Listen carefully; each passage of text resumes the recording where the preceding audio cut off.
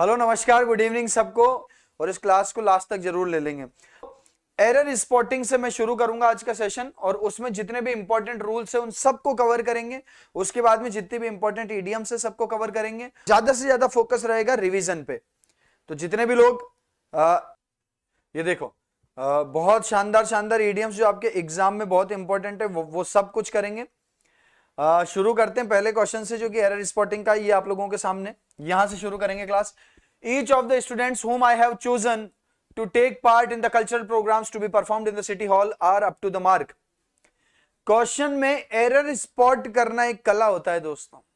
Error कैसे निकलेगी? Rule तो बहुत याद है हमको सर, रूल्स तो हमने इतने याद करें कि भाई क्या ही बताएं, लेकिन एरर स्पॉट नहीं होती है।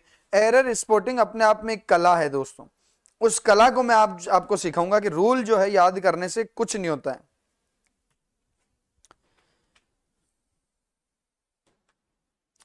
चलो पहला सेंटेंस है आपके सामने और इसको जो है इसमें एरर फाइंड आउट कर लें।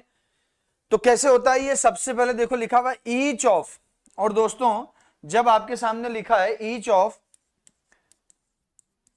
तो पहली बात जो दिमाग में आनी चाहिए वो ये आनी चाहिए कि इसके बाद प्लूरल नाउन होगा पक्का 100%, मतलब 100%। Each of, one of, either of, neither of के बाद प्लूरल नाउन आता है। सबसे पहली बात ये है each of, either of, neither of, one of, none of. Very very important rule है, आपके एग्जाम में पक्का पूछते हैं क्वेश्चन, चाहे आप चतुर श्रेणी हो चाहे पटवार हो। पटवार में एरर स्पॉटिंग में पूछेंगे, लेकिन इस रूल को हमेशा याद रखना। Each of, either of, neither of, one of, none of के बाद नाउन कैसा होता है? प्लूरल। तो ये देखो लिखा हुआ स्टूडेंट्स प्लूरल है, बिल्कुल सही है, यहां तक कोई सेंटेंस में गलती नहीं है। whom I have chosen, whom relative pronoun है, I have chosen, I के बाद have, और have के बाद दोस्तों हमेशा वर्ब की थर्ड फॉर्म आती है, आपको पता ही है। एक एक पार्ट को हम चेक करते हुए चल रहे हैं, ठीक है। अभी देखते हैं आप सबका उत्तर।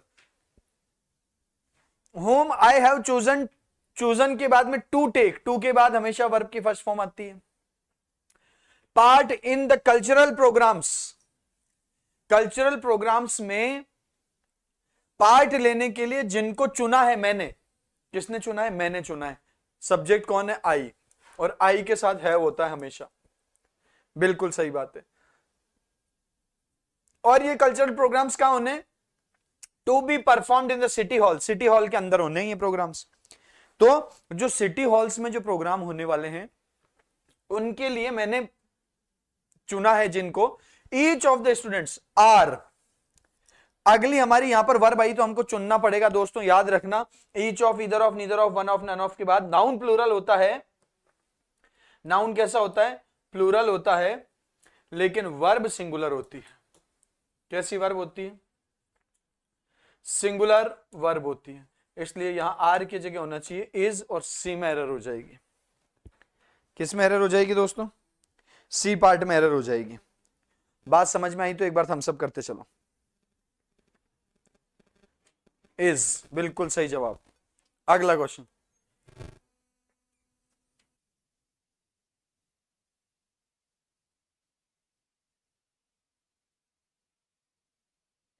आर की जगह इज हो जाएगा। खुशी बिल्कुल सही बात है, बहुत बढ़िया।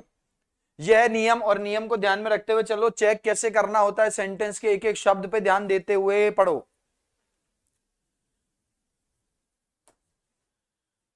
धन्यवाद सर। अगला question, the minister and not his staff members are responsible for the scam. पढ़ते हैं। द मिनिस्टर, मिनिस्टर से पहले द आया है, बिल्कुल सही है। Minister, principal, chief minister, manager, prime minister, ये जितने भी कद्दावर जो पद है ना, डिग्निफाइड पोस्ट, इनसे पहले आर्टिकल द लगाते हैं, है ना, क्योंकि ये आमतौर पे एक ही होते हैं। Good evening. द मिनिस्टर बिल्कुल सही है। And not his staff members, staff members, अब मिनिस्टर के बहुत सारे स्टाफ मेंबर्स होते हैं। The minister and not his staff members are responsible. दोस्तों आर लिखा हुआ है, क्या लिखा हुआ है? आर। आर क्या होती है? तो आर होती है दोस्तों वर्ब। अब जैसे ही वर्ब देखेंगे ना सब्जेक्ट ढूंढने लग जाएंगे। पहली जिम्मेदारी है, हर एग्जाम में भी बैठ के आपको यही करना है। एग्जाम में जब आप हो, जब आपको सेंटेंस में वर्ब दिख जाए, सबसे पहले सब्जेक्ट ढूंढो। फिर टेंस पता करो, फिर आर्टिकल डिटर्मिनर्स देखो, लास्ट में प्रीपोजिशंस देखो, आपकी एरर आपके सामने आ जाएगी। आर लिखा हुआ है दोस्तों, अब सब्जेक्ट ढूंढना है, तो ये कह रहा है minister and not his staff members are responsible. Responsible मतलब जिम्मेदार, जिम्मेदार हैं, कौन है जिम्मेदार? ये साफ साफ कह रहा है not his staff members, staff members जिम्मेदार नहीं हैं। तो जिम्मेदार कौन है? जिम्मेदार है मिनिस्टर। कौन जिम्मेदार है? मिनिस्टर। मिनिस्टर सब्जेक्ट बनेगा, क्योंकि सब्जेक्ट वो होता है जो काम करता है, सब्जेक्ट वो होता है जिसके बारे में जानकारी दी जाती है। तो ये कह रहा है कि स्कैम यानी घोटालों के लिए जिम्मेदार है, कौन है? मिनिस्टर नहीं है तो कौन है? सॉरी, स्टाफ मेंबर्स नहीं है तो कौन है? मिनिस्टर है। मिनिस्टर सिंगुलर है दोस्तों, मिनिस्टर कैसा है? सिंगुलर है, इसलिए आर की जगह क्या होना चाहिए? इज होना चाहिए। बी में एरर, बी राइट आंसर है, क्योंकि बी में गलती पाई गई है। बी में हाँ लेंगे ना, बिल्कुल शुरू करेंगे फोर्थ ग्रेड के लिए शानदार तरीके से। एक बार पटवारी बना दें सबको, पटवारी एग्जाम की सबकी तैयारी करवा दें, उसके बाद फोर्थ ग्रेड की शानदार तरीके से शुरू होगी। पटवार वाले जितने भी भाई लोग देख रहे हैं उनको ध्यान रखना है, एग्जाम में आने वाली सारी इडियम्स और सिनोनिम एंटोनिम्स कवर करेंगे आज की क्लास में। लास्ट तक देखना, मेरे साथ पूरी याद कर लेंगे अपन। सिनोनिम एंटोनिम्स बहुत बड़ा कवर करेंगे और इडियम्स भी बहुत सारी कवर करेंगे, ठीक है? चलो, द मिनिस्टर एंड, ये वाला क्वेश्चन समझ में आ जाए एक बार थम्स अप करो, आगे बात करेंगे। अगला ये रहा आपके सामने, दिव्य दृष्टि के 15 मॉडल पेपर में जो एरर दिए थे उनको जरूर सॉल्व करवा देंगे, आज नहीं तो कल करवा देंगे आपको, है ना? जरूर करवा देंगे। आज बहुत बेहतरीन और एरर्स में लाया हूं, उसको देखो एक बार अब।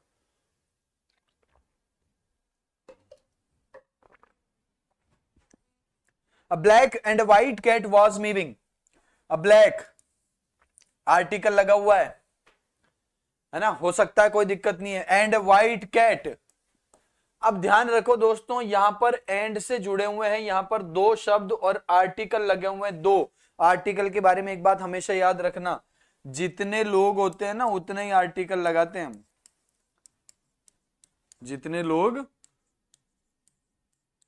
उतने आर्टिकल। ये आर्टिकल का एक नियम है, आर्टिकल ए एंड द, इनका नियम है दोस्तों। तो ये कहता है कि यहां पर कैट दो है, कितनी कैट है? दो। क्यों? क्योंकि आर्टिकल दो लगे हुए हैं और दो हैं तो प्लूरल होता है, इसलिए वॉज की जगह वर होना चाहिए। दो हैं तो प्लूरल है, इसलिए वॉज की जगह क्या होना चाहिए? वर। सी में एरर हो जाएगी, बिल्कुल ठीक जवाब है, शाबाश। ठीक है राकेश कुमार जी, आपका मैं मोस्टली मैटर अभी कवर कर रहा हूं, जो रह जाएगा अपन उसके बाद चर्चा करेंगे कल परसों में। इधर देखो, अगर ये ऐसे लिखा हुआ होता a black and white cat, तो ये सिंगुलर होता। क्यों होता सिंगुलर? क्योंकि तब दोस्तों आर्टिकल एक ही है, एक ही बिल्ली है जो ब्लैक भी है और व्हाइट भी है, दोनों तरीके से वो कवर है, ठीक है? तो a black and white cat singular हो जाएगा। लेकिन अगर यहां पे आर्टिकल और लगा दिया जाए जैसे यहां पे, तो इसका मतलब अब दो हो चुके हैं, प्लूरल हो जाएगा। अगला क्वेश्चन आपके सामने ये रहा दोस्तों, एग्जाम में बहुत फ्रीक्वेंटली पूछते हैं, बहुत ही ज्यादा पूछते हैं इसको।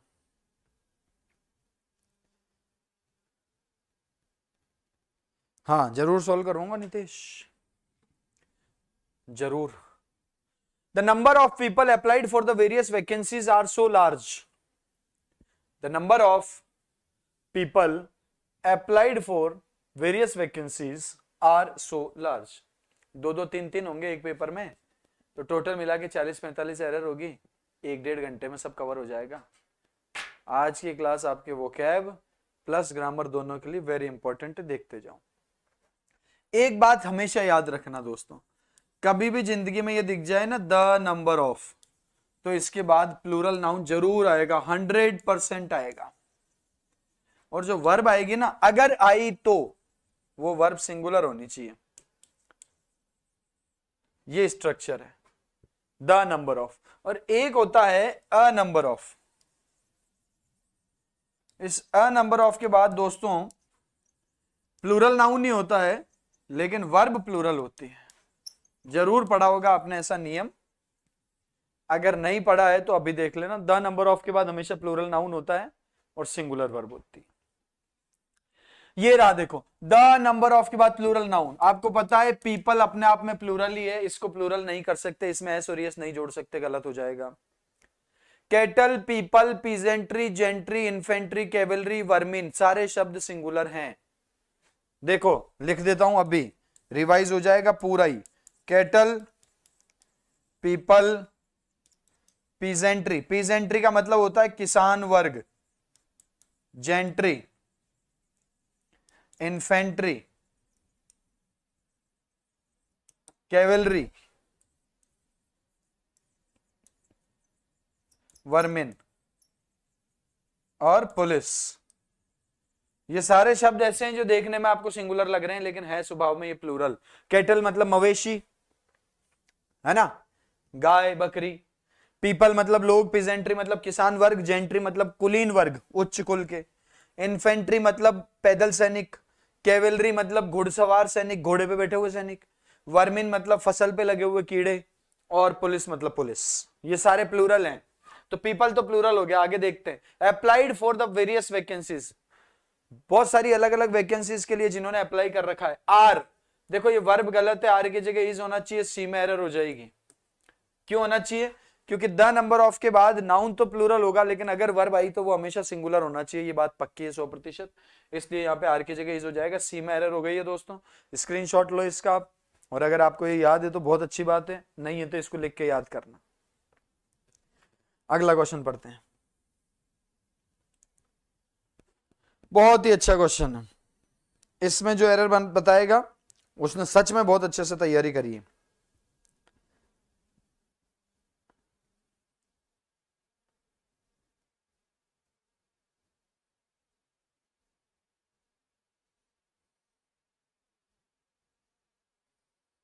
बी, बी में क्या गलती थी? बी सही था, बी में कोई गलती नहीं है। सी पार्ट में है, आर की जगह इज होना चाहिए। There appears a number of problems and I really do not know how to solve them. बहुत सारी गलतियां, क्लास तो ये लंबी होगी, 5-6 घंटे की होनी चाहिए क्योंकि वोकैब भी पूरा कवर करना है, idioms, antonyms, synonyms, everything will be covered in this session. There appears a number of problems and I really do not know how to solve them. बहुत सारा लगता है, बहुत सारी गलतियां हैं और मुझे सही में समझ में नहीं आ रहा है कि मैं कैसे इनको सॉल्व करूं, ये आपका सेंटेंस कहना चाहता है. सबसे पहले आपको दिखा देयर. अगर किसी सेंटेंस की शुरुआत में आपको देयर दिख जाए, ध्यान रखना सब्जेक्ट वर्ब एग्रीमेंट का धुआंधार प्रश्न आएगा और धुआं निकल जाएगा. अगर किसी सेंटेंस की शुरुआत में देयर आए या स्थान को बताने वाले कोई भी शब्द आ जाए, प्लेस मतलब स्थान, स्थान मतलब पेड़ के नीचे, छत के ऊपर, मेरे घर के पीछे वाली गली में, मेरे गांव से 2 किलोमीटर दूर, कुछ भी हो सकता है. स्थान स्थान होता है ना, स्थान. अगर किसी सेंटेंस की शुरुआत में देयर दिख जाए या स्थान दिख जाए तो एक बात हमेशा याद रखना, पहले वर्ब आएगी उसके बाद सब्जेक्ट आएगा. किसी भी सेंटेंस में वर्ब को देखते ही सब्जेक्ट ढूंढने की आदत डालनी पड़ेगी हमको. इधर से वर्ब दिखा, इधर सब्जेक्ट ढूंढ लो, ये आदत डाल लो, बहुत जीवन में सुख पाओगे. पहले क्या आएगा? वर्ब आएगा और उसके बाद कौन आएगा? सब्जेक्ट आएगा, अगर सेंटेंस स्थान से शुरू होता है तो. ठीक है मोनू भैया, जय हिंद. ठीक है, तो ये हमारी वर्ब है अपीयर्स, इसका मतलब सब्जेक्ट बाद में लिखा हुआ. अ नंबर ऑफ प्रॉब्लम्स, और आपने 2 मिनट पहले एक नियम पढ़ा है कि अ नंबर ऑफ के बाद नाउन भी प्लूरल होता है और वर्ब भी प्लूरल होती है. अ नंबर ऑफ के बाद नाउन भी प्लूरल है और इसके साथ आने वाली वर्ब भी प्लूरल होती है. दोस्तों अपीयर्स जो है, अपीयर्स जो है ये प्लूरल है नहीं है, सिंगुलर है. एस जुड़ा हुआ, इस एस को हटाओ तो सिंगुलर होगी. ए में एरर है.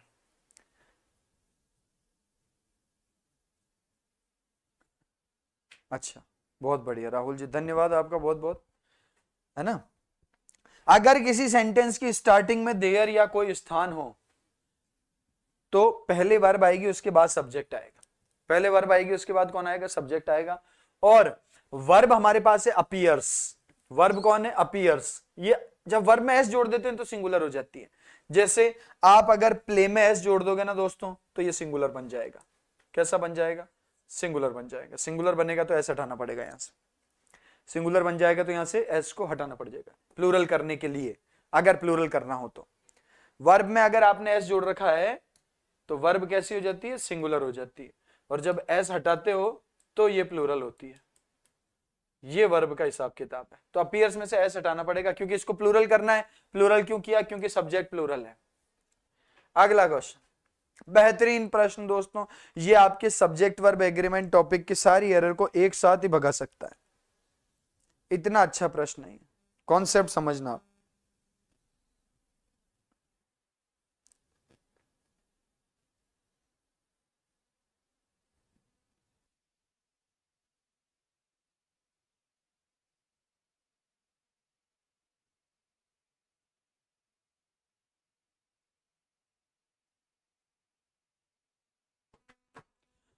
Romanticism of melancholy in art and literature are the reason for insensitivity to those suffering from depression.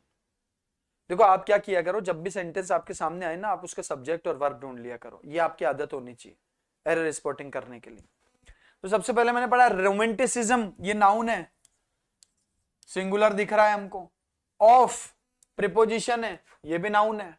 लेकिन एक बात ध्यान रखो कि प्रीपोजिशन के बाद आने वाला कभी सब्जेक्ट नहीं बन सकता है।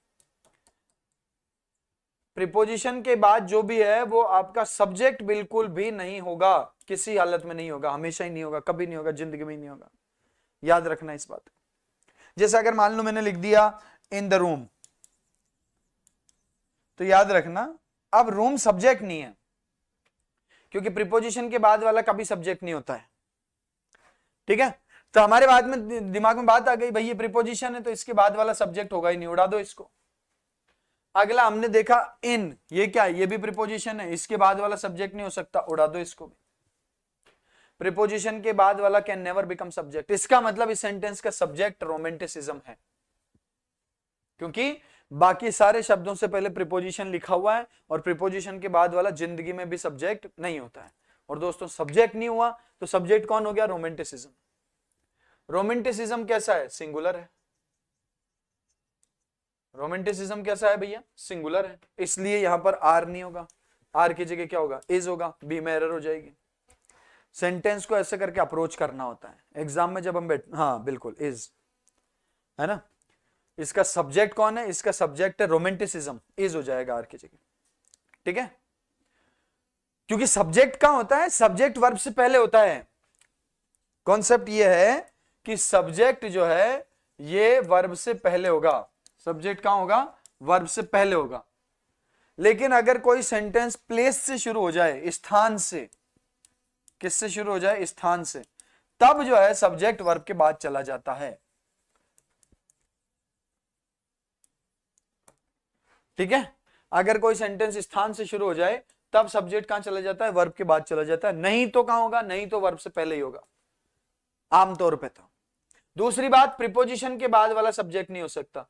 Preposition in, on, at, to, for, from, of, by, with, after, before, between, among, सब प्रीपोजिशन है। प्रीपोजिशन के बाद वाला सब्जेक्ट नहीं हो सकता, नहीं होता है। ये 3 लाइनें लिखिए छोटी छोटी, इससे आपका एक टॉपिक खत्म हो जाएगा, सब्जेक्ट वर्ब एग्रीमेंट, पक्की बात है। ठीक है, चलो अगला question. Rise in rents and wages have been found to go together. Rise in rents and wages have been found to go together. अब हम पढ़ रहे हैं सेंटेंस को। राइज से पहले आर्टिकल लगा हुआ है, क्यों? क्योंकि ये सिंगुलर काउंटेबल बन जाएगा। राइज वर्ब होती है, अगर कोई भी वर्ब नाउन बनता है तो उससे पहले ए आई एन लगाते हैं, पक्की है। जैसे आपने सुना होगा ना, going for a walk, going for a walk. Walk क्या है? वॉक वर्ब होती है, वॉक का मतलब होता है चलना, वर्ब होती है। लेकिन यहां पर ये नाउन का काम कर रहा है। यहां किसका काम कर रहा है? नाउन का।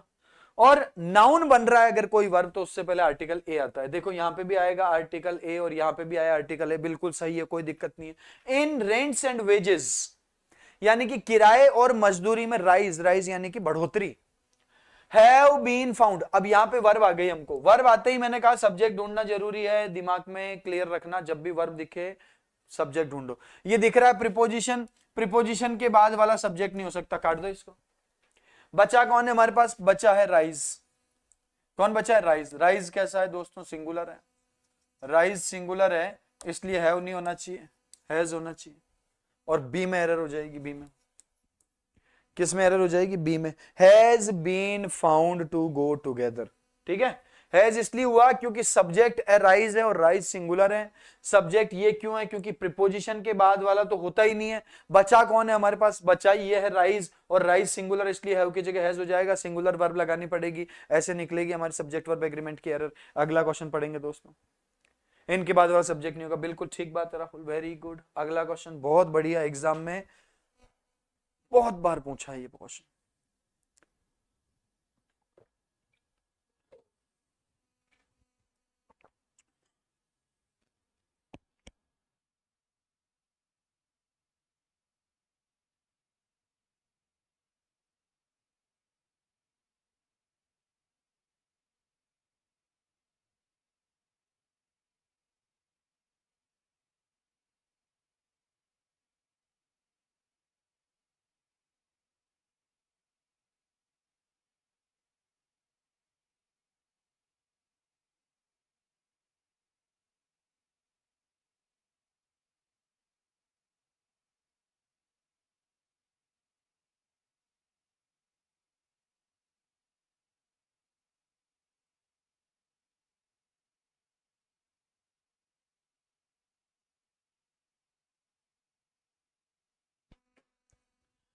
Very good.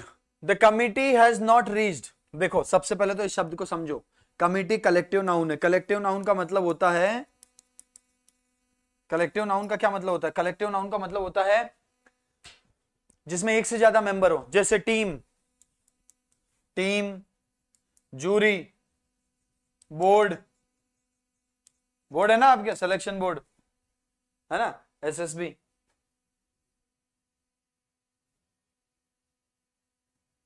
अच्छा अब भी करते हैं, वेरी गुड, बहुत अच्छा जवाब दिया राहुल, बहुत बढ़िया। Team, jury, board, band, staff, army, family, ये सारे कलेक्टिव नाउन है, इनमें सब में एक से ज्यादा मेंबर होते हैं। टीम का मतलब एक से ज्यादा मेंबर है, जूरी मतलब जजेस का समूह, जज होते हैं ना उनका समूह होता है। बोर्ड हम जानते ही हैं, बैंड है ना, कमिटी, बैंड आपको पता ही है, इंस्ट्रूमेंट्स होते हैं अलग अलग, कोई गिटार बजा रहे हैं, कोई क्या बजा रहे हैं, ये सारे कलेक्टिव नाउन है। और कलेक्टिव नाउन के साथ वर्ब सिंगुलर भी हो सकते हैं और प्लूरल भी हो सकते हैं। ध्यान से सुनना मित्रों, ये दो सारे शब्द सिंगुलर के रूप में भी काम कर सकते हैं और प्लूरल के रूप में भी काम कर सकते हैं। लेकिन अगर सारे मेंबर एक ही काम कर रहे होंगे तब तो सिंगुलर मान लेंगे, अलग अलग काम कर रहे होंगे तो प्लूरल मान लेंगे। अगर सारे एक ही काम कर रहे होंगे तो सिंगुलर मान लेंगे, अलग अलग कर रहे होंगे तो प्लूरल मान लेंगे। बहुत बढ़िया, शाबाश।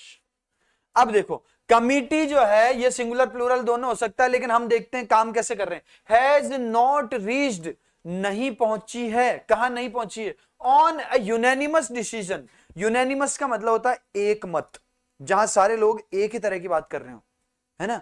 तो जो कमिटी है वो एक मत पर नहीं पहुंची है, यूनानिमस डिसीजन पर नहीं पहुंची है, यानी एक निर्णय पर नहीं पहुंची है, सब अलग अलग निर्णय दे रहे हैं। कोई कह रहा है सजा मिलनी चाहिए, कोई कह रहा है सजा नहीं मिलनी चाहिए, कोई कह रहा है मैथ्स आनी चाहिए, कोई कह रहा है मैथ्स नहीं आनी चाहिए, कोई कह रहा है इंग्लिश आनी चाहिए, कोई कह रहा है इंग्लिश नहीं आनी चाहिए, है ना। यानी कि कोई एक मत पर वो नहीं पहुंचे, अलग अलग मत हैं, अलग अलग विचार हैं। और इसलिए दोस्तों हमको ये प्लूरल मानना पड़ेगा, क्योंकि एक काम तो कर ही नहीं रहे, वो तो अलग अलग काम कर रहे हैं, एक मत पर तो पहुंचे ही नहीं, अलग अलग मत पर हैं, अलग अलग काम कर रहे हैं, तो प्लूरल मानना पड़ेगा। प्लूरल मानेंगे हैज की जगह हो जाएगा हैव, और दोस्तों बी में एरर हो जाएगी, बी पार्ट में एरर है, हैज की जगह हैव होना चाहिए, क्योंकि यहां पर सब अलग अलग काम करते हुए दर्शाए गए हैं। बात समझ में आई हो तो थम्स अप कर दो एक बार। हर्षित ने कहा भी, बहुत बढ़िया, सुंदर जवाब।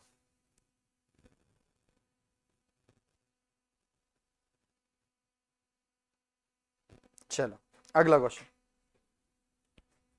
Of the two great cities the former is biggest. Good question.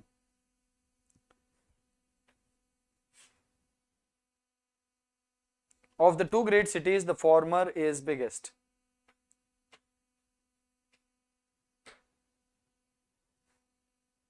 Of the two great cities the former is biggest. पढ़ना शुरू कर रहा हूं मैं। ऑफ द टू, दोनों में से, ऑफ द टू मतलब दोनों में से।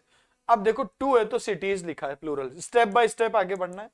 आपको पता है एक होता तो सिटी लिखते, दो है तो सिटीज लिखेंगे, 25 होते तो भी सिटीज लिखते, है ना। एक से ज्यादा होते प्लूरल हो जाता है, बहुवचन में आ जाता है। तो टू लिखा हुआ है तो प्लूरल नाउन है, बिल्कुल सही है। कितनी है? दो है। द फॉर्मर, फॉर्मर मतलब पहली वाली। जब दो होते हैं तो जिसमें हम पहले वाले की बात करते हैं उसके लिए लिखते हैं फॉर्मर, और जो बाद वाला होता है उसके लिए लिखते हैं लेटर। ये क्वेश्चन भी एग्जाम में खूब पूछते हैं। फॉर्मर मतलब पहले वाला, लेटर मतलब बाद वाला, है ना। तो ये कह रहा है कि जो फॉर्मर है इज बिगेस्ट। फॉर्मर हो गया सिंगुलर, इज हो गया सिंगुलर, बिल्कुल सही है। ए और बी पार्ट चेक करके आ गए, कोई गलती नहीं है। आगे बढ़ते हैं जिंदगी में। बिगेस्ट लिखा हुआ है। अब बिगेस्ट शब्द से आपको क्या समझ में आ रहा है कि बिग में ईएसटी जोड़ा हुआ है। बिग में ईएसटी जोड़ा हुआ है, और जब भी हमने किसी भी एडजेक्टिव में ईएसटी जोड़ा है तो वो डिग्री सुपरलेटिव हो जाती है दोस्त।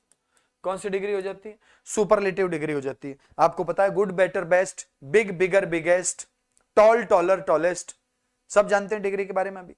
तो कुल मिला के यहां पर सुपरलेटिव डिग्री हो गई है। अब सुपरलेटिव डिग्री का यूज होता है दो से अधिक में तुलना करने के लिए। देखो एडजेक्टिव कैसे काम करता है। गुड क्या है? गुड विशेषता बताता है। अगर किसी एक आदमी की विशेषता बता रहे हैं, he is a good boy, वो अच्छा लड़का है, कोई तुलना नहीं है। पॉजिटिव डिग्री, पॉजिटिव डिग्री जहां पर तुलना ना हो, ठीक है। कंपैरेटिव डिग्री जब दो में तुलना हो, और सुपरलेटिव डिग्री जब दो से अधिक में तुलना हो। किस में तुलना हो? दो से अधिक में तुलना। और यहां पर साफ साफ कहा है of the two great cities, दोनों महान शहरों में से। सुपरलेटिव डिग्री का क्या काम है? दो ही शहर है यहां तो जब दो में तुलना हुई है तो डिग्री होनी चाहिए कंपैरेटिव। और कंपैरेटिव डिग्री कैसे होगी दोस्तों? यहां हमको लिखना पड़ेगा the bigger. Very very important बात सुन लेना दोस्तों। द क्यों लगाया? ये एग्जाम में क्वेश्चन पूछते हैं कई बार आर्टिकल में। यहां पर द क्यों लगाया गया है? और द इसलिए लगाया गया है दोस्तों क्योंकि कंपैरेटिव डिग्री के सेंटेंस में कभी भी अगर ऑफ द टू का स्ट्रक्चर बने, अगर देन आया तब आर्टिकल नहीं आता है, लेकिन अगर ऑफ द टू आया तो आर्टिकल द लगाना पड़ता है। एग्जांपल देके समझाऊं तो बात यह कि अगर ऐसा होता Mumbai is bigger than Delhi, यहां पे तुलना किस में हुई है? तुलना हुई है मुंबई में और दिल्ली में, दो में तुलना हुई है, डिग्री कंपैरेटिव होनी चाहिए।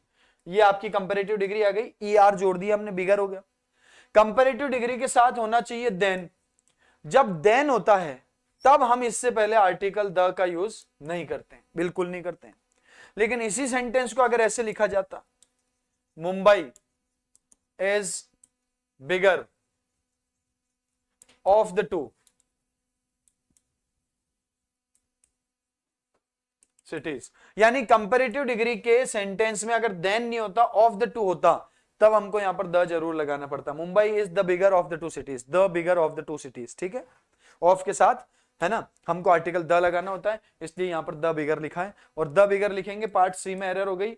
अगला क्वेश्चन देखो भाई।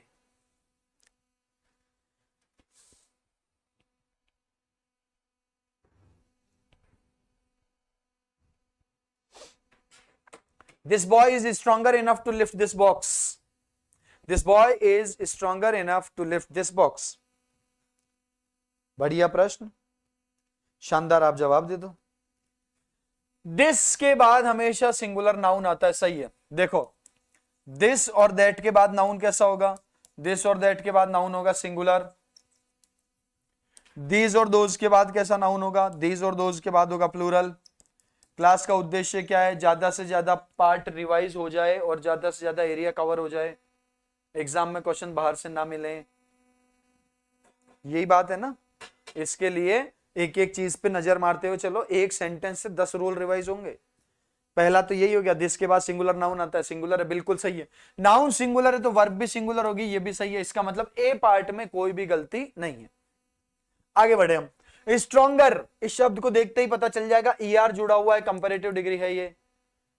स्ट्रॉन्ग में ईआर जोड़ा, स्ट्रॉन्गर बना, कंपैरेटिव डिग्री है। यहां लिखा हुआ इनफ। अब रूल दिमाग में घूम जाएगा। क्या रूल है? देखो, so, too, how, what, fairly, rather, ये जितने भी शब्द हैं इन सब के बाद डिग्री होती है पॉजिटिव। ठीक है, इनफ, इस इनफ एडवर्ब से पहले डिग्री जो होगी वो होगी पॉजिटिव। ध्यान रखना, इनफ से पहले और टू के बाद आप कभी ऐसे नहीं लिख सकते सो हैप्पियर, गलत है ये। आपको लिखना पड़ेगा सो हैप्पी, क्योंकि सो के बाद जो डिग्री है वो पॉजिटिव होती है। इनफ से पहले जो डिग्री वो कंपैरेटिव होती है। वेरी के बाद पॉजिटिव डिग्री होती है। मच के बाद कंपैरेटिव डिग्री होती है ना। आप कभी भी ये नहीं बोल सकते वेरी बेटर, बोलना क्या पड़ेगा वेरी गुड। और मच के बाद क्या बोलेंगे हम? मच के बाद बोलेंगे मच गुड, नहीं बोलेंगे, गलत है ये। हमको बोलना पड़ेगा मच बेटर, ये बोलना पड़ेगा मच बेटर। 5 मिनट रुको, 5 मिनट के अंदर तुम्हारी डिग्री के सारे रूल रिवाइज हो जाएंगे, है ना। और देखो, फार के बाद हमेशा कंपैरेटिव डिग्री आएगी, बाय फार के बाद हमेशा सुपरलेटिव डिग्री आएगी। अगर लिखा हो वन ऑफ, तो वन ऑफ के बाद हमेशा सुपरलेटिव डिग्री आएगी। One of the tallest boys, one of the taller boys नहीं, one of the tallest, one of के बाद सुपरलेटिव डिग्री होती है। अच्छा, कभी लिखा हो first, second, third, fourth, first, second, third, fourth, fifth, sixth, इन सब के बाद सुपरलेटिव डिग्री आती है। कौन सी डिग्री आती है? सुपरलेटिव। एज और एज के बीच में, सो और एज के बीच में हमेशा कौन सी डिग्री आती है? इन दोनों के बीच में हमेशा पॉजिटिव डिग्री आती है। और पिछले पटवार में क्वेश्चन आया था यहां से, एज और एज के बीच में हमेशा कौन सी डिग्री आएगी? पॉजिटिव डिग्री आएगी। This question was asked in previous पटवार एग्जामिनेशन। ध्यान रखना। राम राम सा धन सिंह जी, राम राम। ये आपके जो डिग्री है उसके सारे क्वेश्चन हो गए तैयार, सारा रिवीजन हो गया है। और लिख लेना, अगर इनमें से कोई सा याद नहीं है तो स्क्रीनशॉट ले लिया करो बीच बीच में रुक के, ठीक है। तो इस इनफ से पहले डिग्री होनी चाहिए पॉजिटिव। कौन सी होनी चाहिए? पॉजिटिव होनी चाहिए। पॉजिटिव होनी चाहिए तो ER हट जाएगा यहां से और ये हो जाएगा स्ट्रॉन्ग इनफ। बी में एरर है, एक एक पेज देख लो, क्वेश्चन आएगा डिग्री का पक्का एरर स्पॉटिंग के अंदर, किसी ना किसी शिफ्ट में आ जाएगा, पर आ जाएगा। देखो क्वेश्चन है ना, too, so, how, what, fairly, rather के बाद पॉजिटिव डिग्री, इनफ से पहले पॉजिटिव डिग्री, वेरी के बाद पॉजिटिव डिग्री, मच के बाद कंपैरेटिव डिग्री। स्क्रीनशॉट लो। अगला, फार के बाद कंपैरेटिव डिग्री, बाय फार के बाद सुपरलेटिव डिग्री, वन ऑफ के बाद superlative degree, first, second, third, fourth के बाद सुपरलेटिव डिग्री, एज के बीच में पॉजिटिव डिग्री, सो एज के बीच में पॉजिटिव डिग्री। ये है डिग्री का क्वेश्चन आएगा यहां से एग्जाम में। और देख लेना। गुड इवनिंग भैया जी, जितने भी लोग जुड़े हुए। अगला क्वेश्चन, बहुत अच्छा क्वेश्चन, बेहतरीन प्रश्न। इसमें जो एरर बताएगा वो आज का अर्जुन कहलाएगा। My house is 2 times bigger than yours. मेरा घर तुमसे दुगना बड़ा है, ऐसा सेंटेंस कह रहा है भैया। सेंटेंस ऐसा कह रहा है कि जो मेरा घर है वो तुमसे दुगना बड़ा है। My house is 2 times bigger than yours. My house singular है, इज सिंगुलर है, बिल्कुल सही है, कोई एरर नहीं है। ए पार्ट बिल्कुल ग्रामेटिकली करेक्ट है। आगे बढ़ो। 2 times, 2 के बाद प्लूरल नाउन होना चाहिए, प्लूरल नाउन आ गया है। आपने पिछले क्वेश्चन में पढ़ा था 1 2 3 4, 1 के बाद सिंगुलर और 2 3 4 5 के बाद प्लूरल। इसका मतलब ए और बी पार्ट शुद्ध हो गए भैया, इनमें कोई गलती नहीं है। अब गलती सी में ही हो सकती है, तो आधा क्वेश्चन तो ऐसे ही आ जाएगा। अगर हमने एलिमिनेट कर दी ऑप्शन तो दोस्तों हमारे क्वेश्चन आधा तो यही क्लियर हो जाएगा। बिगर देन योर्स, देखो ट्वाइस यानी कि 2 गुना, 2 times यानी कि 2 गुना, 3 times यानी कि 3 गुना, है ना, और हाफ मतलब कि आधा। इन सब के बाद जो डिग्री बनती है ना दोस्तों, वो ये वाली बनेगी आपकी, एज वाली बनेगी। एज और बीच में आ जाएगा पॉजिटिव डिग्री। ये नहीं आना चाहिए कंपैरेटिव डिग्री और देन, नहीं होना चाहिए। इसकी जगह होना चाहिए एज बिग एज। नियम है, सी में एरर हो जाएगा। 2 times, 3 times, 4 times, हाफ, इन सब के बाद में एज आता है और एज के बीच में आती है डिग्री पॉजिटिव। बिगर देन की जगह हो जाएगा एज बिग एज। बात समझ में आ जाए? थम्स अप कर दो। अगला क्वेश्चन करेंगे, ये रहा आपके सामने। बहुत ही बढ़िया क्वेश्चन है, एग्जाम में आर्टिकल और डिग्री दोनों में बहुत पूछते हैं। शाबाश, लगाओ दिमाग। The more you labour the most you gain, the more you labour the most you gain, the more you labour, जितना ज्यादा तुम परिश्रम करोगे, द मोस्ट यू गेन, उतना ही ज्यादा तुम प्राप्त करोगे। जितना ज्यादा क्या करोगे, मेहनत करोगे, उतना ही ज्यादा प्राप्त करोगे। ये सेंटेंस कहना चाह रहा है। वेरी गुड राहुल भैया, बहुत शानदार जवाब दे रहे हैं। इधर देखो भाई, द मोर और द मोर, यहां मोस्ट की जगह क्या होना चाहिए, मोर होना चाहिए। जब भी हम समानुपातिक वृद्धि और कमी बताते हैं, जैसे मान लो मैं कह दूं जितना ज्यादा ऊंचाई पर जाओगे उतनी ज्यादा ठंड लगेगी, या मैं कह दूं जितना जल्दी काम खत्म करोगे उतना ही ज्यादा तुमको पैसा मिलेगा, ठीक है। इस तरह की जब भी हम बात करते हैं ना, तो सेंटेंस के दोनों तरफ कंपैरेटिव डिग्री और द लगाना पड़ता है। जैसे the higher you go, the higher you go the cooler you feel, जितना ज्यादा ऊंचाई पर जाते हो उतना ही ज्यादा ठंड लगती है ना, उतना ही ज्यादा ठंडा महसूस होगा या होता है। The higher, the plus comparative degree, और इधर भी the plus comparative degree. Comparative degree से पहले आर्टिकल द दो ही परिस्थिति में आता है। यही सिंपल है, बहुत बढ़िया, शाबाश। अब यहां पढ़ो, मोस्ट की जगह मोर होना चाहिए, कंपैरेटिव डिग्री में आएगा ये, दोनों तरफ सेम स्ट्रक्चर बनेगा, द मोर द मोर, ठीक है। अगला question, he was the most laborious of all other students. ये अब तक डिग्री से सबसे ज्यादा पूछा गया क्वेश्चन है कॉम्पिटिटिव एग्जाम्स में, अलग अलग एग्जाम।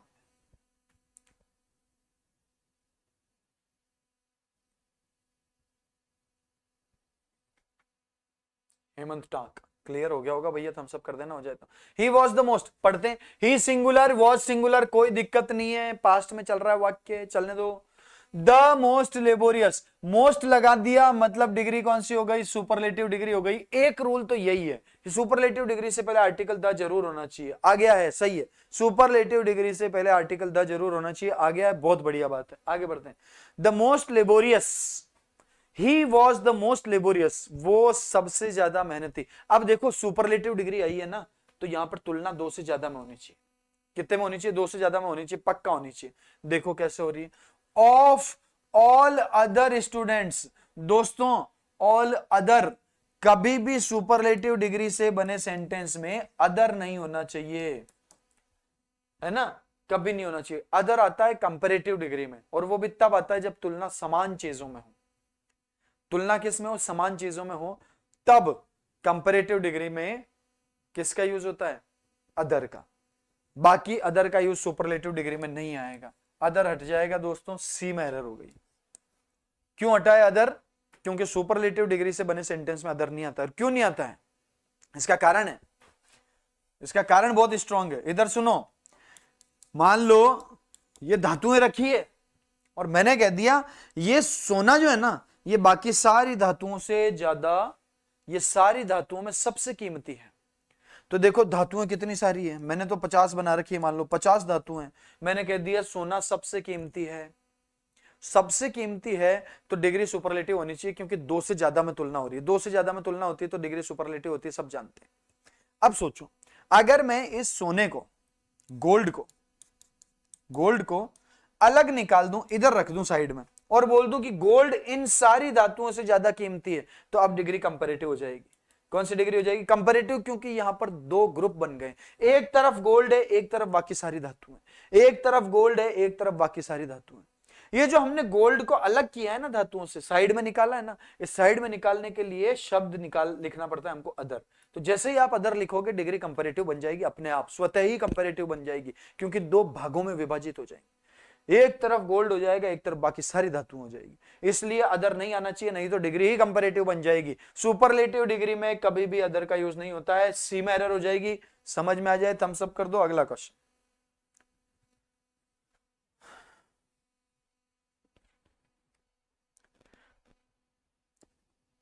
हाँ अमंग की जरूरत नहीं है, सीधा ही हो जाएगा, सीधा हो जाएगा। ऑफ ऑल स्टूडेंट्स या ऑफ ऑल द स्टूडेंट्स, बस इतना ही लिख दो, काम चल जाएगा। अगला प्रश्न,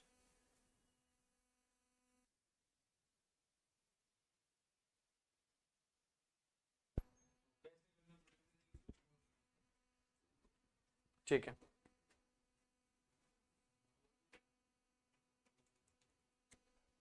अदर कभी भी नहीं आ सकता, अमंग हो सकता है, कभी आ भी जाए। बहुत बढ़िया, देम होगा जो एक दे की जगह, नहीं होगा। तुलना सब्जेक्ट में चल रही है ना, राम की तुलना दे से चल रही है, दे से ही होगी। जब सब्जेक्ट में तुलना होती है तो सब्जेक्टिव केस का प्रोनाउन आना चाहिए, ऑब्जेक्टिव केस में तुलना होती है तो ऑब्जेक्टिव केस का प्रोनाउन आना चाहिए। पढ़ने में देम अच्छा लगेगा, ये बात बिल्कुल सही है।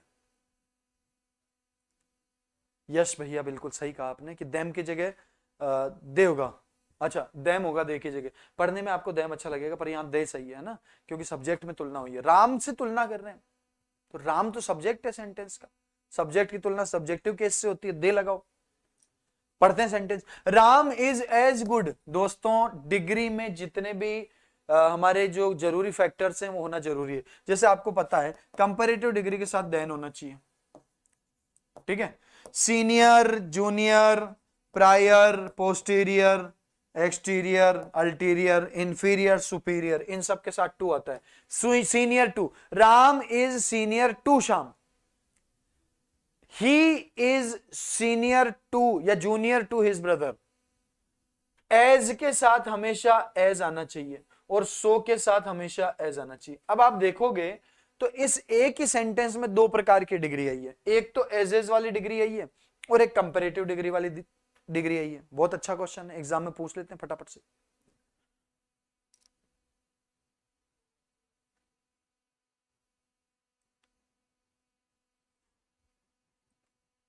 ठीक है, कंपैरेटिव डिग्री के साथ देन आना चाहिए, सीनियर जूनियर के साथ टू आना चाहिए, एज के साथ एज आना चाहिए, सो के साथ एज आना चाहिए। अब आप इस सेंटेंस में जब आगे, हाँ प्रेफर के साथ टू आना चाहिए, प्रेफरेबल के साथ टू आना चाहिए, बिल्कुल सही बात है। इस सेंटेंस में आगे देखोगे तो आपको एक कंपैरेटिव डिग्री दिखेगी, कंपैरेटिव डिग्री के साथ देन लिखा जाता है, बिल्कुल लिखा हुआ है, लेकिन एज के साथ एज लिखा जाता है। उसका क्या करें? तो दोस्तों उसको इस कॉमा से पहले ही कंप्लीट करना पड़ेगा और ये हो जाएगा as good as. Ram is as good as if not better than they. राम उनसे ज्यादा अच्छा नहीं है तो क्या हुआ, उनके बराबर तो है। हम कई बार बोलते हैं ना, तेरे से ज्यादा नंबर नहीं लाऊंगा लेकिन तेरे बराबर तो ले आऊंगा, वही लिखा हुआ है। जब एक ही सेंटेंस में दो प्रकार की डिग्री आ जाए तो उन दोनों के साथ ही कनेक्टर्स लिखना बहुत जरूरी है, उन दोनों के साथी कनेक्टर्स लिखना बहुत जरूरी है। मान लो कंपैरेटिव डिग्री हो तो उसके साथ का देन भी लिखा जाना चाहिए, सीनियर हो तो उसके साथ का टू भी लिखा जाना चाहिए। ये नियम बेहतरीन प्रश्न है और इसको याद रखना जीवन में। अगला क्वेश्चन, अच्छा क्वेश्चन है, इसको सही करो। इस सेंटेंस में बहुत ही बढ़िया एरर है। Radhe Radhe. As good as, Rahul बहुत बढ़िया, शाबाश, तुम्हारा क्वेश्चन पक्का सही होगा एरर स्पॉटिंग का। More you think of it the worse it becomes. जितना ज्यादा सोचोगे उतना ही बुरा ये हो जाएगा। मोर सेंटेंस की शुरुआत में क्यों आया है? अगर आएगा तो द मोर होना चाहिए। The more you think of it, समानुपातिक वृद्धि और कमी, थोड़ी देर पहले ऐसा क्वेश्चन देखा था, है ना? बिल्कुल सही बात है, यश बिल्कुल सही जवाब दिया, शाबाश। More you, the more you think of it, जितना ज्यादा इसके बारे में सोचोगे the more it becomes, the worse it becomes. Worse comparative degree है, किसकी कंपैरेटिव डिग्री है? बैड की। बैड मतलब बुरा, वर्स मतलब और बुरा, और वर्स्ट मतलब बहुत ही ज्यादा बुरा। अगला क्वेश्चन, क्या बात है, खतरनाक क्वेश्चन।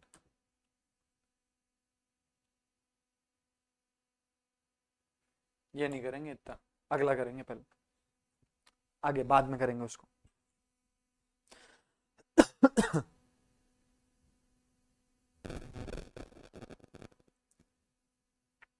त्योहार पे ज्यादातर लोग सब अपने अपने घर पे गए हुए होंगे,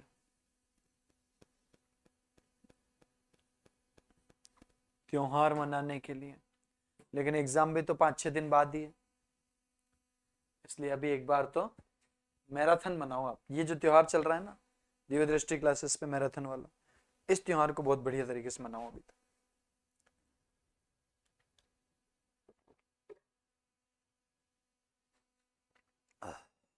इधर और निधर नॉर, कहाँ इधर और, इसमें तो है ही नहीं। बहुत बढ़िया, कंजंक्शन से क्वेश्चन एरर स्पॉटिंग में जरूर पूछते हैं दोस्तों। हाँ मैं अभी इधर और neither nor, not only but also सब समझाऊंगा, लेकिन पहले इसको समझो। देखो कोई भी सेंटेंस अगर नो सूनर से शुरू हो जाए तो पहले हेल्पिंग वर्ब आएगी, बाद में सब्जेक्ट आएगा। इसको इन्वर्जन कहते हैं, एडवर्ब का इन्वर्जन कहते हैं। अभी आप इतना समझ लो, अगर किसी भी सेंटेंस की शुरुआत नो सूनर से होगी तो पहले हेल्पिंग वर्ब आएगी और उसके बाद सब्जेक्ट आएगा, ऐसा ही होना चाहिए। ये देखो नो सूनर से शुरू हुआ है, पहले हेल्पिंग वर्ब है फिर सब्जेक्ट है, ये सब्जेक्ट है और फिर पहले हेल्पिंग वर्ब लगी हुई है। इंट्रोगेटिव नहीं होता ये सेंटेंस, इन्वर्जन के कारण ऐसा हुआ है। ये देखो वर्ब की थर्ड फॉर्म आ गई, रीच्ड द स्टेशन व्हेन। अब ये वैन गलत है दोस्तों, वैन की जगह होना चाहिए था देन, THAN। कारण है, आप कंजंक्शन में देख लेना, आपके एग्जाम में अगर क्वेश्चन आए तो यही आएगा। क्या आएगा? Pair conjunction. नो सूनर अगर लिखा हो तो इसके साथ कंजंक्शन फिक्स है देन। अगर लिखा हो हार्डली, स्कैर्सली, स्कैर्सली, तो कंजंक्शन आएगा व्हेन। अगर लिखा हो द सेम, सो या सच, तो इन तीनों के साथ कनेक्टर होता है दैट। अगर लिखा हो ऑल्दो, दो, इवन दो, तो इनके साथ आता है यट। ये स्क्रीनशॉट लो, बहुत इंपॉर्टेंट है, ये क्वेश्चन एग्जाम में पूछते हैं, और एरर स्पॉटिंग का तो यही क्वेश्चन पूछते हैं बार बार। नॉट ओनली के साथ आता है बट ऑल्सो, नाइदर के साथ आता है नॉर, आइदर के साथ आता है और। फिक्स सही है, बिल्कुल सही बात है, बिल्कुल सही है। हार्डली, स्केर्सली, बेयरली, रेयरली के साथ वैन आता है, ठीक है। और डाउट और डाउटफुल के साथ इफ वेदर।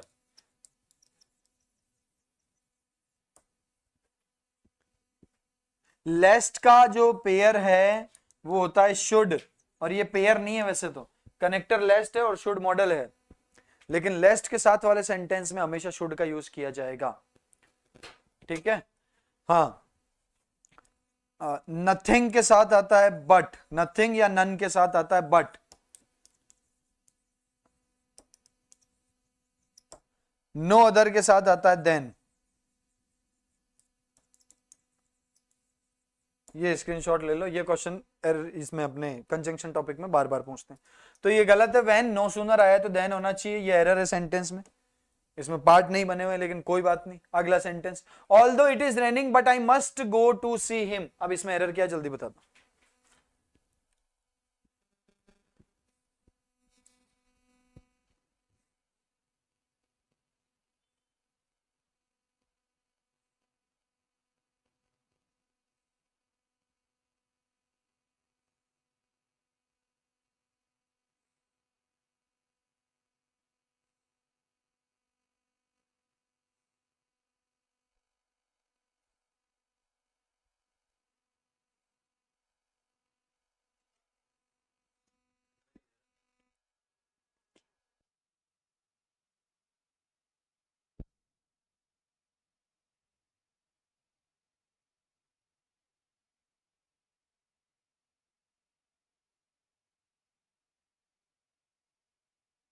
बिल्कुल सही जवाब है, बट की जगह यट होना चाहिए, पेयर कंजंक्शन याद हो गए, वेरी गुड। अगला question, unless you do not write clearly your teacher will not be able to read your answers. बहुत बढ़िया, ये क्वेश्चन देखना एग्जाम में तुमको हो सकता है मिल ही जाए, बल्कि मैं तो कह रहा हूं आएगा किसी न किसी शिफ्ट में।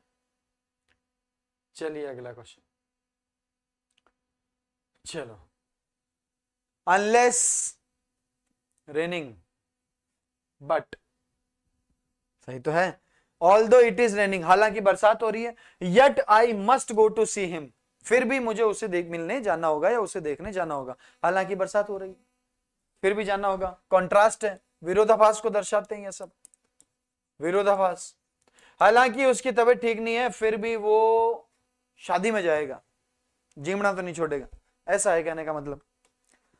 Unless you do not write clearly, ध्यान रखो, अनलेस, अनटिल और लेस्ट, ये तीनों ऐसे कनेक्टर हैं जिनके साथ वाले सेंटेंस में नॉट का यूज बिल्कुल नहीं करना है, क्योंकि अनलेस में नॉट शामिल होता है। अनलेस यू राइट क्लियरली, जब तक आप क्लियरली नहीं लिखोगे। अनलेस का मतलब, अंटिल का मतलब होता है जब तक, जब तक नहीं, नहीं इसमें शामिल है ना। लेस्ट का मतलब होता है कहीं ऐसा ना हो, कहीं ऐसा ना हो। अनलेस और अंटिल का मतलब होता है जब तक, नहीं इसमें शामिल है, और लेस्ट का मतलब होता है कहीं ऐसा ना हो। इन तीनों के साथ वाले में नॉट नहीं आना चाहिए। आगे वाले में नॉट जरूर आएगा, ये बात तो ठीक है, पर इसके साथ वाले में, यहां दो सेंटेंस लिखे हुए, दो क्यों लिखे हुए भाई? अनलेस तो कनेक्टर होता है, कंजंक्शन होता है, दो सेंटेंस को जोड़ता है, इनमें से एक में नॉट नहीं आना चाहिए, दूसरे वाले में नॉट आएगा। ठीक है, यहां कॉमा लगा देते हैं अपन। ये एक सेंटेंस है, इस वाले सेंटेंस में कभी भी नेगेटिव नहीं होना चाहिए, दूसरे वाले में नेगेटिव जरूर हो सकता है, वो वाक्य पर डिपेंड करेगा। ये कह रहा है कि जब तक तुम साफ नहीं लिखोगे, आपके जो टीचर हैं आपके आंसर्स को देख ही नहीं पाएंगे। दोनों तरफ नॉट आ रहा है, एक नॉट अनलेस में शामिल है, एक नॉट हमने लिख रखा है हमारी तरफ से। अच्छा, यहां से टेंस का क्वेश्चन भी बहुत इंपॉर्टेंट है। अनटिल और अनलेस, इन दोनों के साथ अगर प्रेजेंट सिंपल टेंस है तो आगे फ्यूचर सिंपल टेंस होगा पक्का, 100% फिक्स है ये बात। और आप यहां पे भी देख सकते हो, ये देखो राइट वर्ब की फर्स्ट फॉर्म में प्रेजेंट सिंपल टेंस है, और आगे फ्यूचर टेंस दिखेगा, विल प्लस बी, वर्ब की फर्स्ट फॉर्म हो गई है, और हो गया हमारा प्रेजेंट सिंपल और फ्यूचर सिंपल। अगला question, if in case we run out of petrol we won't be able to find a petrol station on the way. बहुत अच्छा क्वेश्चन है।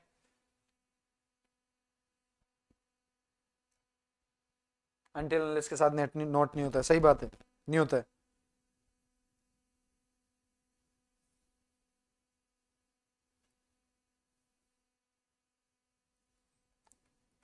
If in case we run out of petrol, run out of का मतलब कमी हो जाना, अगर हमारे पास पेट्रोल की कमी हो जाएगी, we won't be able to find a petrol station on the way, हमको रास्ते में पेट्रोल स्टेशन नहीं मिलेगा, है ना। वॉन्ट का मतलब होता है विल नॉट, बिल्कुल सही है, इसमें कोई कमी नहीं है, शानदार है ये। देखो इधर कौन सा टेंस है, run out of, present simple लिखा हुआ है, रन वर्ब की फर्स्ट फॉर्म है प्रेजेंट सिंपल, और प्रेजेंट सिंपल के साथ फ्यूचर सिंपल आया, बिल्कुल सही है ये, इसमें कोई गलती नहीं है। इफ इन केस दोनों एक साथ नहीं आएंगे, बिल्कुल सही जवाब, इन दोनों में से कोई एक ही आना चाहिए। क्यों? क्योंकि दोनों का मतलब सेम है। दो कनेक्टर किस लिए आ रहे हैं, इधर देखो, if in case, supposing, if in case, supposing, दोस्तों ये तीनों का मतलब होता है यदि, कंडीशन को बताते हैं। इनके साथ आपको प्रेजेंट सिंपल और फ्यूचर सिंपल टेंस का जो है समन्वय देखने को मिलेगा, प्रेजेंट सिंपल और फ्यूचर सिंपल। पर याद रखें इन तीनों का यूज एक साथ नहीं हो सकता, आप ऐसा नहीं लिख सकते सपोजिंग इफ, बोलने में कई बार हम बोलते हैं पर ये गलत है। ठीक है, सपोज के साथ, हाँ सपोजिंग के साथ इफ नहीं लगाना है।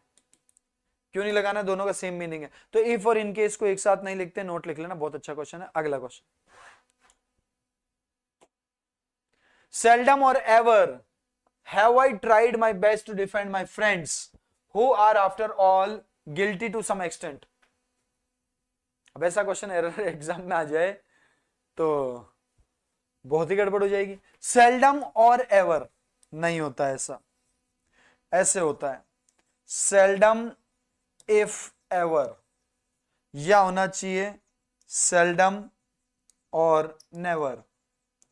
और लगाए तो नेवर आएगा, इफ लगाए तो एवर आएगा। इनका मतलब होता है बहुत ही कम, ना के बराबर। ठीक है, seldom or ever, have I tried. अब ठीक है, ये तो ये यहां पर गलती है, सेल्डम और नेवर इस तरीके से लिख देते हैं। ठीक है, बहुत अच्छा क्वेश्चन, एग्जाम में आने की पूरी पूरी संभावना। कंजंक्शन टॉपिक से ये क्वेश्चन बहुत ही ज्यादा पूछा जाता है दोस्तों। Because he has been ill for a month so he does not come to the office. Because he has been ill for a month, he has been ill, एक महीने से बीमार है, so he does not come to the office. Office नहीं आता है, क्यों नहीं आता है ऑफिस? क्योंकि एक महीने से बीमार है।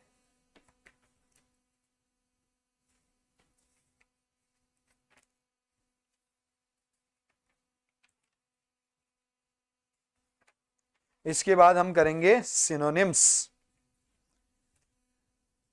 5, 7, 10 क्वेश्चन है, उसके बाद हम सिनोनिम्स पढ़ेंगे और फिर हम पढ़ेंगे इडियम्स।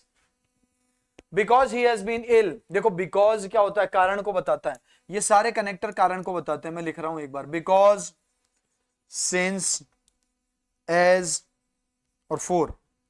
बिकॉज, सिंस, एज और फोर, दोस्तों ये चारों जो कनेक्टर है इनका मतलब होता है क्योंकि, कारण को बताते हैं।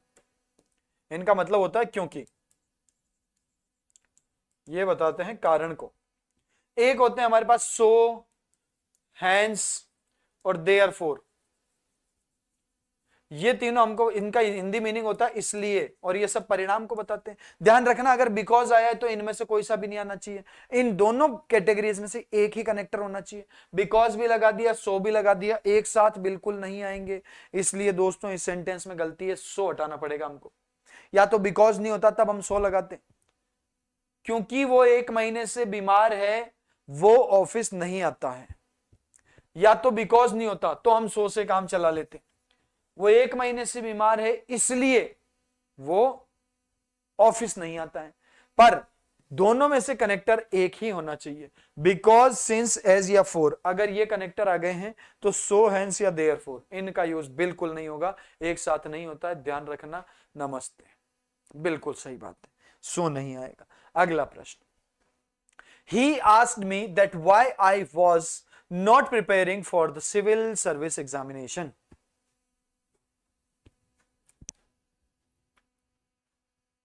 बहुत अच्छा तो नहीं है, ठीक क्वेश्चन, सीधा सीधा एरर पता चल जानी चाहिए। ही आस्क्ड मी, सब्जेक्ट हो गया, वर्ब हो गया, ऑब्जेक्ट हो गया, आगे लिखा दैट। दोस्तों जब वर्ब आस्क्ड होती है ना तो कनेक्टर दैट आता ही नहीं है, WH वर्ड ही आ जाता है, या फिर आ जाता है इफ। ठीक है, जब भी सेंटेंस में मेन वर्ब हो आस्क्ड, एनक्वायर्ड या वांटेड टू नो, ये सब इंटरोगेटिव सेंटेंस के जो इनडायरेक्ट स्पीच होता है उसमें आता है।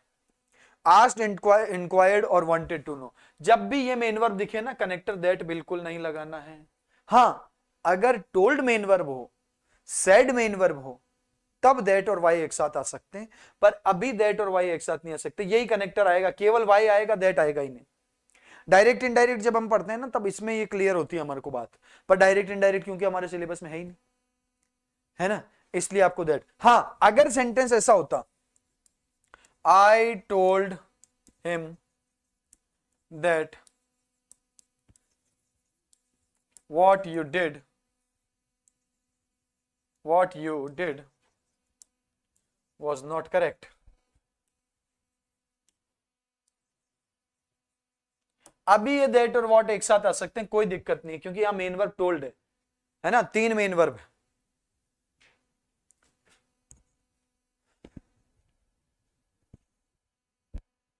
है ना।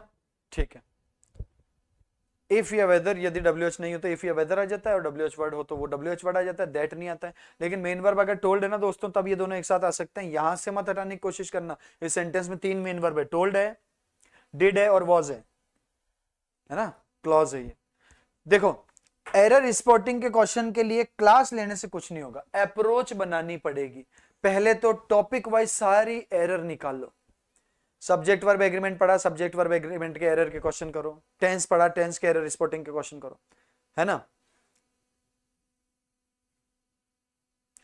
लेकिन जब एरर स्पॉटिंग आएगी ना तो उसके लिए अप्रोच बनानी पड़ेगी, शब्दों को चेक करना पड़ेगा। देखो मैं कैसे करता हूं, द मैनेजर, सबसे पहले द क्यों आया, क्योंकि आपको लिखा रखा है एक नियम, director, principal, chairman, CM, PM, president, manager, इन सबसे पहले द आता है।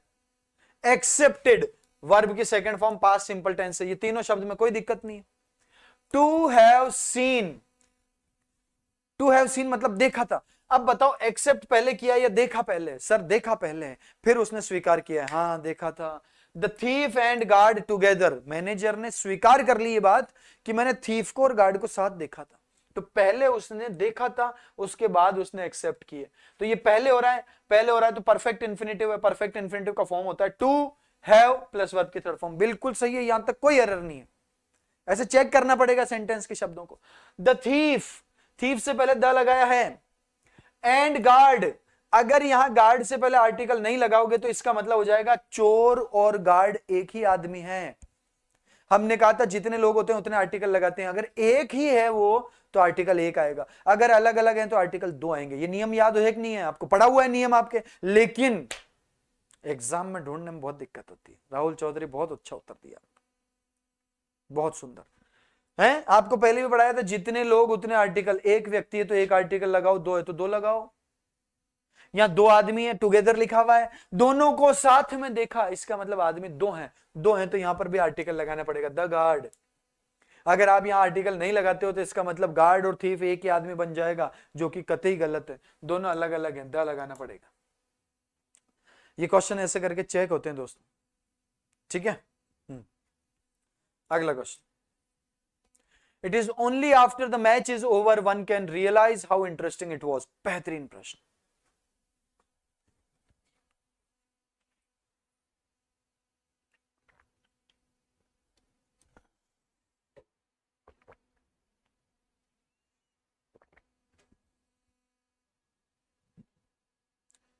द कमांडर, वैसे तो देखो हेमराज इसमें ऑप्शन होते तो बहुत अच्छे तरीके से और भी होता, लेकिन अभी जो इसका एक आंसर है वो ये है, the commander ordered that the gates should be left opened. इस तरीके से हम इसका कर देंगे इनडायरेक्ट स्पीच, या फिर ऐसे भी कर सकते हैं, the commander ordered them for the gates to be left opened, ऐसे करके भी कर सकते हैं। दो तीन तरीके हैं जिससे हम इसको नरेशन इनडायरेक्ट स्पीच में बदल सकते हैं, उनमें से ऑप्शन में कौन सा है वो देखेंगे, है ना। लेट है, ऑर्डर दे रहा है तो ऑर्डर से बना सकते हैं, भाई कमांडर ने कमांड दी होगी, ऑर्डर दी होगी तो कमांडेड या ऑर्डर्ड से बना सकते हैं। It is only after the match, अब मैं पढ़ना शुरू कर रहा हूं सेंटेंस को। इट सिंगुलर, इज सिंगुलर, बिल्कुल सही है। ओनली आफ्टर यानी के बाद, the match is over, match के समाप्त होने के बाद, ये कह रहा है सेंटेंस, है ना। अब मैच से पहले द लगाया हुआ, क्यों लगाया हुआ है?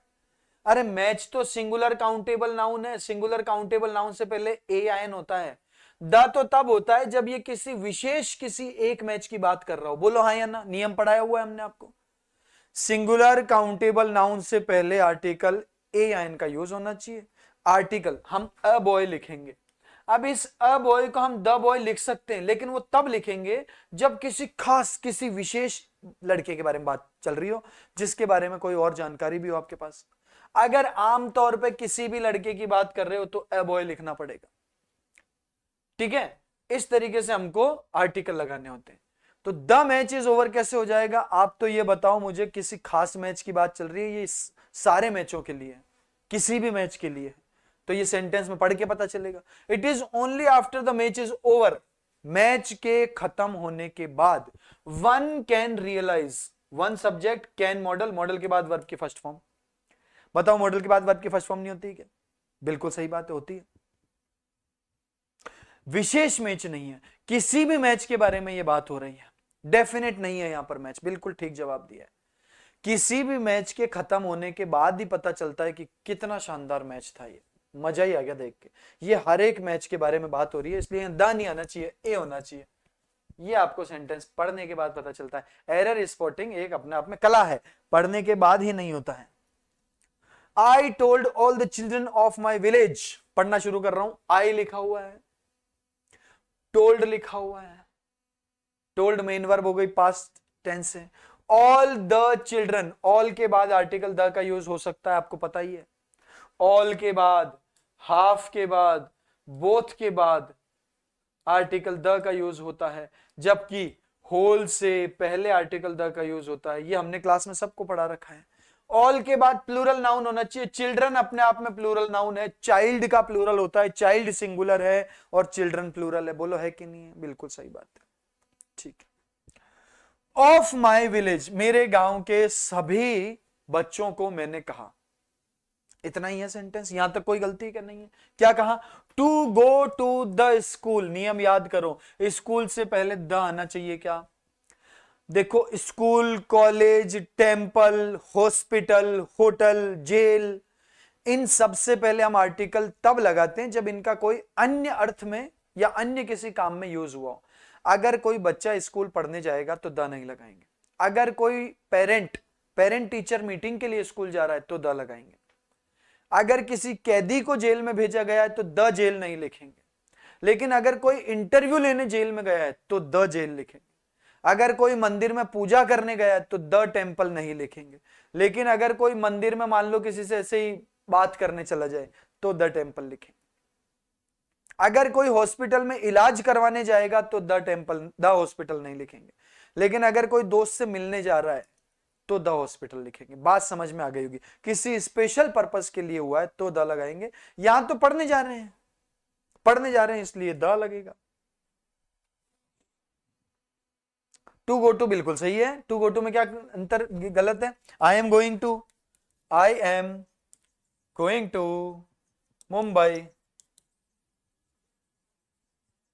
तो ये तो मुंबई के लिए आया टू, यानी ये वाला जो टू है ये तो स्कूल के लिए आया, और ये वाला टू गो के लिए आया। टू प्लस वर्ब की फर्स्ट फॉर्म है ना। Order, asked, advised, command, compelled, forbid, prohibited, told, asked, इनके बाद में इन्फिनिटिव होता है टू प्लस वर्ब की फर्स्ट फॉर्म, इसलिए दोनों सही है। जिंदगी में आगे बढ़ेंगे बिल्कुल। राम राम जी, बात क्लियर हो जाए तो हम सब करो एक बार। टू के बाद वर्ब की फर्स्ट फॉर्म आता है, ये वर्ब की फर्स्ट फॉर्म के लिए है टू, और ये वाला टू स्कूल के लिए। द नहीं आना चाहिए। क्यों? क्योंकि पढ़ने जा रहे हैं, होमवर्क करेंगे। जब स्कूल में कोई बालक पढ़ने जा रहा है तो आर्टिकल बिल्कुल नहीं लगाना है स्कूल से पहले। अगर कोई फालतू ऐसे धींगा मस्ती करने जाता तब लगा देते अपन। आगे बढ़ेंगे जिंदगी में। अगला question, he has come out with an unique solution. बहुत बढ़िया प्रश्न, जवाब दो मेरे दोस्तों, जवाब दो।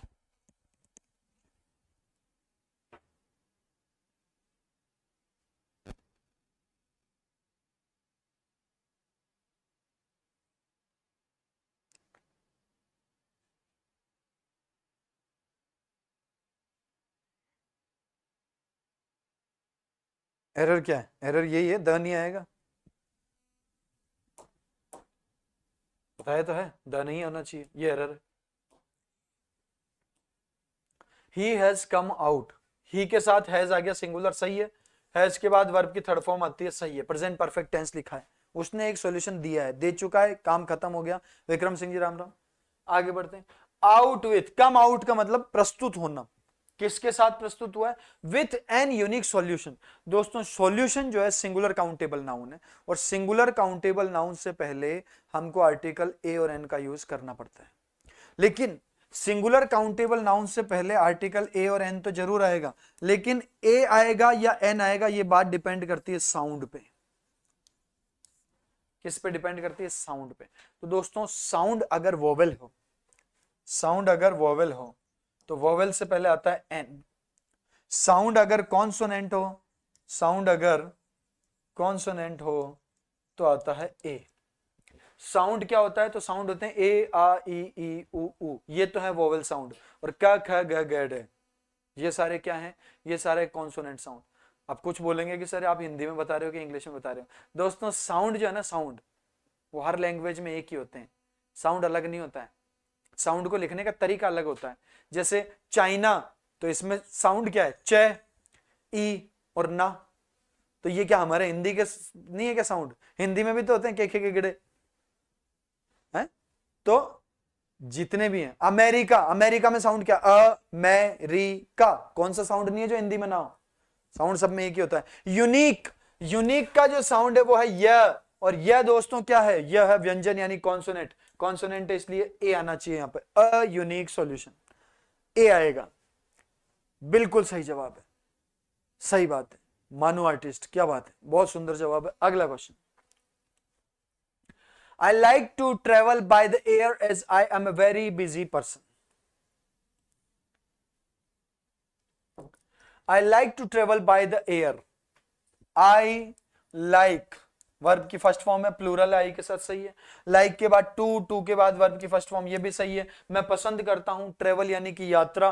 कैसे यात्रा करना? बाय द एयर, हवा में, यानी कि by bus, by train, by sea, by air.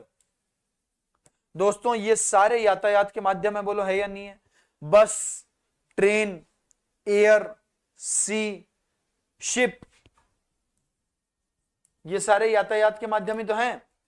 यातायात के माध्यम से पहले बाय आता है, और याद रखना बाय और मोड ऑफ ट्रांसपोर्टेशन के बीच में कोई आर्टिकल नहीं होना चाहिए, ना ए होना चाहिए ना द होना चाहिए, सब गलत है। बाय अ बस नहीं लिखना है, बाय द बस नहीं लिखना है, द हटाओ, बाय एयर, द नहीं होना चाहिए, क्योंकि बाय और मोड ऑफ ट्रांसपोर्टेशन के बीच कोई आर्टिकल नहीं होता, नियम है, एग्जाम में बार बार क्वेश्चन पूछते हैं। बाय बस, हाँ द नहीं आएगा। धीरज गुजर बिल्कुल ठीक जवाब, शाबाश। धीरज जी आप शायद बार बार कह रहे थे ना क्लास के लिए, आप वही हो ना हमारे पुराने छात्र, नाम अगर सही पहचान रहा हूं आपको तो। अगला, लेट जज in you decide what punishment should be given to him. Let जज इन यू, अब ये क्वेश्चन हम बार बार पढ़ाते हैं, देखो एग्जाम में, क्लास में बार बार ये पढ़ाते हैं, लेकिन फिर भी जब एग्जाम में आता है तो हमको ढूंढा नहीं जाता है भाई क्या दिक्कत हो गई।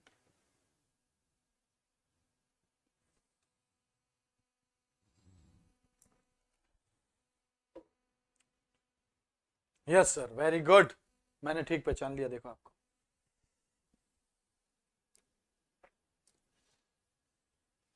लेट जज इन यू, पढ़ना शुरू करते हैं। लेट वर्ब की फर्स्ट फॉर्म इंपेरेटिव सेंटेंस है। जज क्या होता है, तो जज होता है सिंगुलर काउंटेबल नाउन।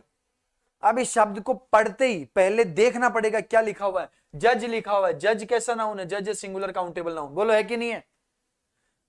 कैटेगरी होती है, और कैटेगरी होता है singular countable noun. Singular countable noun से पहले आर्टिकल जरूर होना चाहिए। ये लिखा हुआ है जज इन यू, तुम्हारे अंदर का जज, तो तुम्हारे अंदर कोई जज है क्या, नहीं। तुम्हारे अंदर अगर हो सकता है तो जज की क्वालिटी हो सकती है, जज थोड़ी हो सकता है तुम्हारे अंदर। किसी व्यक्ति के अंदर जज हो सकता है, किसी व्यक्ति के अंदर प्लेयर हो सकता है, किसी व्यक्ति के अंदर फादर हो सकता है, नहीं, फादर की भावनाएं हो सकती है, जज की क्वालिटी हो सकती है। तो इस सेंटेंस में जज की क्वालिटी की बात की जा रही है। किसकी बात की जा रही है, जज की क्वालिटी की बात की जा रही है। और जब भी किसी की क्वालिटी बतानी हो तो उससे पहले आर्टिकल द लगाना पड़ेगा आपको। अगर किसी कॉमन नाउन का यूज क्वालिटी बताने के लिए हो तो द होता है। सही बात है, बिल्कुल सही जवाब है ना। द जज in you, the father in you का मतलब तुम्हारे अंदर जो फादर की क्वालिटीज है या फादर के इमोशन है उसकी बात हो रही है। द डॉक्टर इन यू मतलब तुम्हारे अंदर जो डॉक्टर की क्वालिटी है। मेरे अंदर के शेर को मत जगाओ, कई बार ये डायलॉग सुना है, तो मेरे अंदर के शेर का मतलब है मेरे अंदर की शेर की क्वालिटीज, ऐसा कोई व्यक्ति कहना चाह रहा है। जब क्वालिटी की बात करेंगे तो द का यूज होता है, द टाइगर इन मी, ठीक है, ये बात। आगे के सेंटेंस पढ़ लेते हैं। द लेट द जज इन यू, तुम्हारे अंदर जो जज है उसको डिसाइड करने दो। लेट के बाद हमेशा वर्ब की फर्स्ट फॉर्म आती है विदाउट टू, कभी टू नहीं लिखते हम। देखो लेट अस गो, कभी लिखते हैं क्या हम, लेट अस टू गो नहीं लिखते, ये लिखते हैं let us go, let's go, let's go, verb की फर्स्ट फॉर्म हो गई। व्हाट कनेक्टर है, व्हाट पनिशमेंट क्या सजा, शुड बी गिवन, मॉडल के बाद बी और बी के बाद हमेशा वर्ब की थर्ड फॉर्म पैसिव वॉइस को दर्शाती है ना। शुड के बाद हमेशा वर्ब की फर्स्ट फॉर्म आएगी, शुड गिव, और पैसिव बनाना है तो ऐसा आएगा should plus be plus verb की third form, should be given to him. उसे क्या पनिशमेंट दी जानी चाहिए, तुम्हारे अंदर के जज को डिसाइड करने दो, तुम्हारे अंदर के जज को डिसाइड करने दो कि उसको क्या सजा दी जानी चाहिए। तुम्हारे अंदर का जज मतलब तुम्हारे अंदर की जज की क्वालिटी। बात समझ में आई हो तो थम्स अप करना एक बार, वेरी गुड। बिल्कुल, लेट के बाद अगर प्रोनाउन है तो should be in objective case. Good evening Sunita. चलो साहब, बहुत बढ़िया, यहां तक हमने एरर के बहुत अच्छे एग्जांपल्स, बहुत ही शानदार क्वेश्चंस देखे, बहुत सारी हमारी